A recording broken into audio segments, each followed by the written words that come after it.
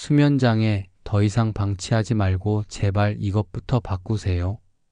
그렇다면 당신도 이제 예전처럼, 아니 그보다 더 편안하고 즐거운 밤을 다시 맞이하실 수 있을 겁니다. 여러분, 매일 밤 뒤척이다가 새벽이 되어서야 겨우 잠에 들고 새벽 5시쯤에 눈이 저절로 떠지면서 다시 잠을 이루지 못한 채 하루를 시작하고 계시진 않나요? 어떤 날은 화장실을 3번이나 다녀오고 어떤 날은 자려고 누우면 자꾸 생각이 많아지면서 몸은 지쳐 있는데 뇌만 깨어 있는 것 같은 느낌. 이런 상황이 반복되다 보면 낮에는 멍하고 집중도 잘 안 되고 가족과 대화할 때 짜증도 늘고 예전에는 활발했던 내가 점점 무기력해지고 있다는 걸 느끼게 됩니다. 그런데 이런 수면 장애를 그냥 나이 들어서 그렇지 하고 넘기고 계시진 않으세요? 이 이야기를 끝까지 들으시고 지금부터 말씀드리는 것들을 바꾸신다면 편안하고 즐거운 밤을 다시 맞이하실 수 있을 겁니다. 물론 나이가 들면 수면 패턴이 달라집니다. 그런데 문제는 그 변화의 이유가 단순히 나이 때문만은 아니라는 겁니다. 바로 몸속의 호르몬 변화 때문인데요. 우리가 흔히 잠의 호르몬이라 부르는 멜라토닌, 그리고 남성에게는 테스토스테론, 여성에게는 에스트로겐과 같은 성호르몬들이 50대 이후 급격히 줄어들기 시작하면서 뇌와 몸이 수면의 시작과 끝을 조절하는 능력을 잃어버리게 됩니다. 예를 들어볼게요. 한창 일을 하던 40대까지만 해도 밤 11시에 자면 아침 6시까지 푹 잤던 분이 50대 중반이 되면서 새벽 3시쯤에 눈이 떠지고 다시 잠들기 어려워지는 건 바로 이 멜라토닌 분비량이 예전보다 절반 이하로 줄어들었기 때문입니다. 멜라토닌은 밤이 되면 뇌에서 자연스럽게 분비되어 우리 몸에 이제 자야 할 시간입니다라는 신호를 주는 역할을 하죠. 그런데 그 신호가 희미해진 겁니다. 이 신호가 약해지면 아무리 몸이 피곤해도 뇌는 지금은 활동 시간이라고 착각합니다. 그래서 침대에 누워도 눈은 말똥말똥하고 결국 늦게 자고 일찍 깨는 악순환이 반복되죠. 여성분들의 경우에는 폐경을 전후로 에스트로겐이 급격히 감소하면서 체온 조절이 어려워지고 밤에 식은땀을 흘리거나 가슴이 두근거리는 현상이 자주 나타납니다. 이것 또한 수면을 방해하는 주요한 원인이 됩니다. 실제로 많은 중년 여성들이 자다가 식은땀 때문에 잠이 깬다는 말을 하시죠. 남성의 경우도 마찬가지입니다. 테스토스테론이 줄어들면 깊은 수면 단계인 렘 수면이 얕아지고 자주 깨고 꿈을 자주 꾸는 것도 이와 관련이 있습니다. 그리고 여기서 아주 중요한 요소 하나, 바로 빛입니다. 빛은 멜라토닌 분비를 결정짓는 가장 강력한 신호입니다. 낮에는 자연광을 쬐는 것이 멜라토닌 생성을 도와주고 밤에는 어두운 환경이 그 멜라토닌을 분비하게 만듭니다. 그런데 현실은 어떨까요? 낮에는 집안에서 어두운 조명 속에 있고 밤에는 TV, 스마트폰 화면을 눈앞에 두고 있습니다. 이건 몸에게 밤과 낮이 바뀌었다고 착각하게 만드는 환경이에요. 특히 화면에서 나오는 블루라이트는 뇌에게 아직 낮이야 라는 신호를 줍니다. 그렇게 되면 멜라토닌은 만들어지지 않고 뇌는 깨어 있으려고 합니다. 그래서 제일 먼저 바꿔야 할 것은 빛의 환경입니다. 자, 그럼 우리는 어떻게 해야 할까요? 제가 오늘 강조드리고 싶은 건 제발 이것부터 바꿔보세요. 바로 저녁 시간 루틴입니다.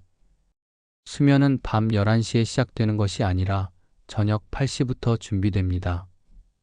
전자기기를 끄고 조명을 줄이고 부드러운 음악을 틀고 내 뇌와 몸에게 이제 슬슬 쉬자는 메시지를 주는 겁니다.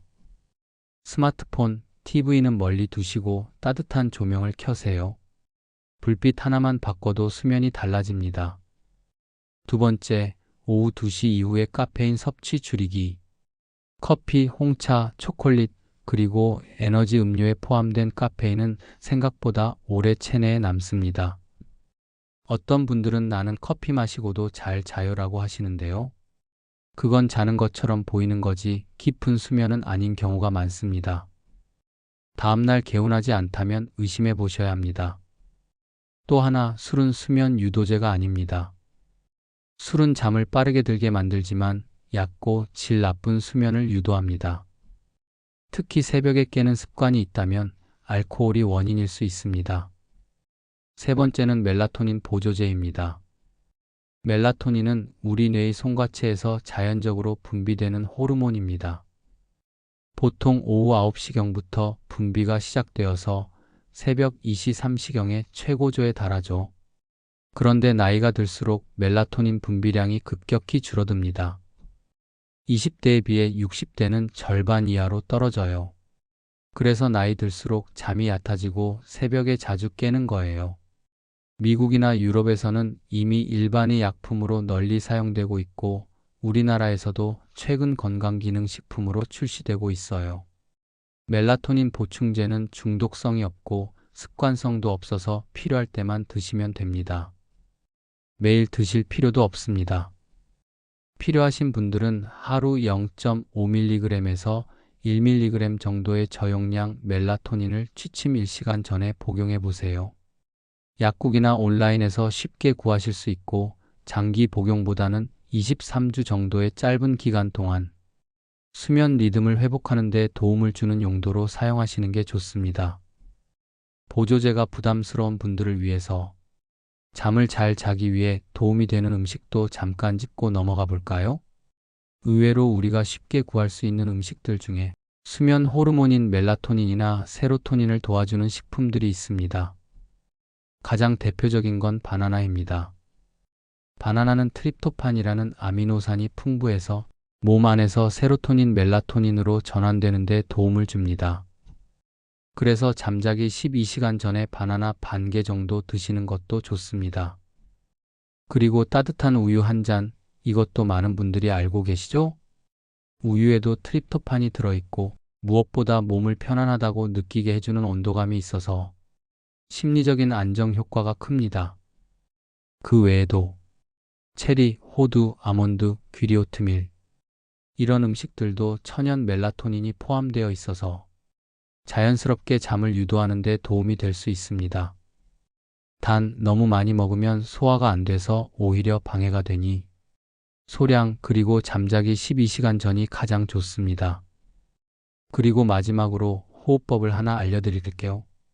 잠들기 전에 4초 숨 들이마시고 7초 동안 숨을 참았다가 8초 동안 천천히 내쉬는 4, 7, 8 호흡법입니다. 이 호흡은 실제로 심박수를 낮추고 부교감 신경을 활성화시켜 우리 몸을 이완 상태로 이끌어줍니다. 즉, 뇌에게 지금은 싸우는 시간이 아니라 쉬는 시간이다라고 신호를 주는 겁니다. 복식 호흡으로 배까지 공기를 채우며 이 호흡을 4에서 8회 반복해 보세요. 빠르면 1분 안에 몸의 긴장이 풀리는 걸 느끼실 수 있을 겁니다. 숨이 차다면 366으로 조절해도 좋습니다. 지금 이 방송을 듣고 계신 분들 중에도 오늘도 잠자리에 드는 게 두렵고 내일도 피곤할 거라는 불안감에 지쳐있는 분들이 계실 겁니다. 하지만 바뀔 수 있습니다. 수면은 타고나는 것이 아니라 만들어가는 겁니다. 뇌는 반복된 환경에 적응하게 되어 있으니까요. 오늘부터 딱 일주일만 저녁 8시부터 스마트폰을 끄고 카페인을 줄이고 조명을 낮추고 잠자리에 들기 전에 스스로에게 말을 걸어주세요. 이제는 쉴 시간이야. 오늘 하루도 수고했어. 그리고 조용히 호흡하세요. 4초 들이쉬고 7초 참았다가 8초 천천히 내쉬면서요. 그렇게 스스로를 다독이는 시간이 반복되면 어느 순간부터 잠이 밀려올 겁니다. 여러분, 수면은 건강의 시작이자 내일을 다시 살아갈 에너지입니다. 잠을 잃는다는 건 하루를 잃는 것이고 삶의 즐거움을 잃는 것입니다. 그러니 제발 지금부터는 나를 위해 이 한 가지부터 바꿔보세요. 잠의 준비를 시작하세요. 밤은 다시 여러분의 시간이 될 수 있습니다.